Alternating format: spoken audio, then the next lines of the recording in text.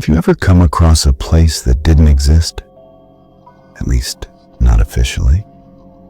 That's what happened to Chris Owens, a 27-year-old hiker from Northern Oregon. It started with a trail behind his backyard, just a thin line through the trees. It wasn't on any GPS, wasn't on Google Maps, it wasn't even on the old Forest Service records. He found it by accident one afternoon while clearing brush. But from the moment he stepped onto that trail, things started to go wrong. Chris lived alone in a cabin his grandfather left him, just outside Tillamook State Forest.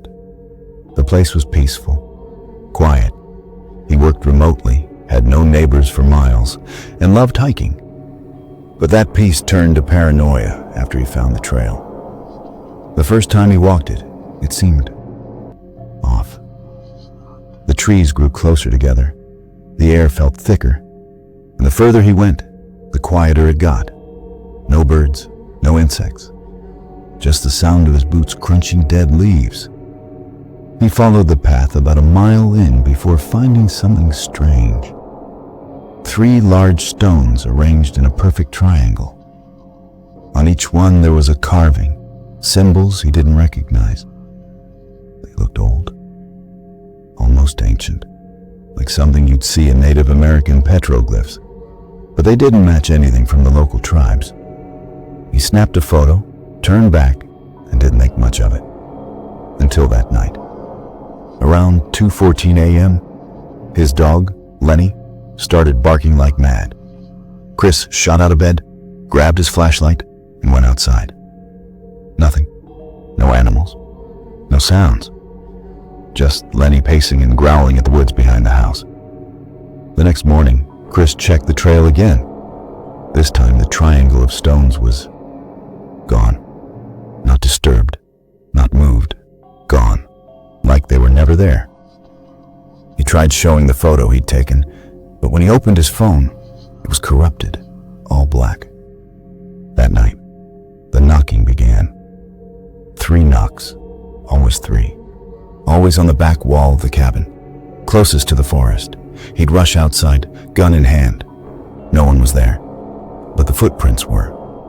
Bare footprints, human, leading from the trail to his house.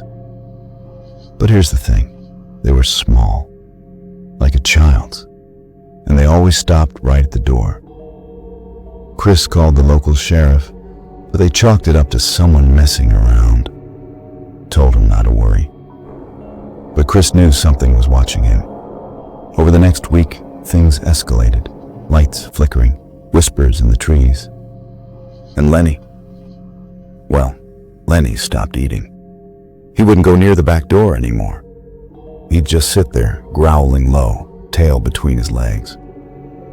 Then one night, Chris did something reckless. He followed the trail again at 11 p.m. with only a flashlight and his GoPro. He never came back. They found the GoPro 2 weeks later, lying in the middle of the forest. The memory card was still inside. What was on it still haunts the sheriff's department to this day. The footage shows Chris walking the trail, whispering to himself, documenting everything. It's calm for the first 5 minutes. Then, the whispering starts. Not Chris, something else. You can hear it around him. Words that don't make sense. He spins around, nothing there. Just darkness. Then the camera jerks. He screams. The light hits something behind a tree, briefly. A figure, small, pale, almost human, but not. Then static. In the last frame, it's Chris's face, frozen, eyes wide in terror. And behind him, a hand, small, gray, reaching. They searched for him for over a month. Dogs, drones, helicopters, nothing. But every now and then, hikers still report a figure near that trail, a man in a hoodie, wandering with wide, terrified eyes, mute, lost. And sometimes people say they hear knocking. 3 knocks, coming from the trees. Was it something ancient? A forest spirit? Or did Chris find a place he was never supposed to enter? Tell us what you think happened to him in the comments. And if you've ever experienced something similar, something off the map, share your story.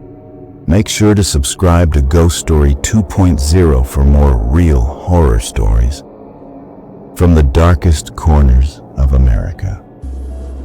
You never know